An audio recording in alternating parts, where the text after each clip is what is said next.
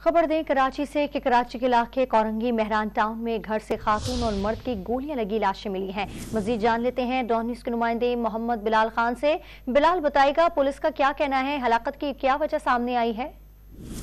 जी बिल्कुल, देखिए कुरंगी मेहरान टाउन शैतान चौक के करीब घर में नामालूम मुल्जिमान की जानिब से फायरिंग की गई। फायरिंग के नतीजे में मियां बीवी जख्मी हुए थे, जिन्हें सिविल इमदाद अस्पताल मुंतकिल किया गया, लेकिन दोनों जो है वो जाबाक हो चुके हैं। पुलिस की भारी जवाबों पर पहुंच चुकी है, जबकि एसएसपी कुरंगी हसन सरदार की जानिब से ये बताया गया है कि कुरंगी मेहरान टाउन में फायरिंग से खातून और मर्द दोनों ही दौरान इलाज हलाक हुए हैं, जबकि जाबाक होने वाले दोनों मियां बीवी हैं मिसाल खान और किरण को नामालूम अफराद ने गोलियां मारकर कत्ल किया।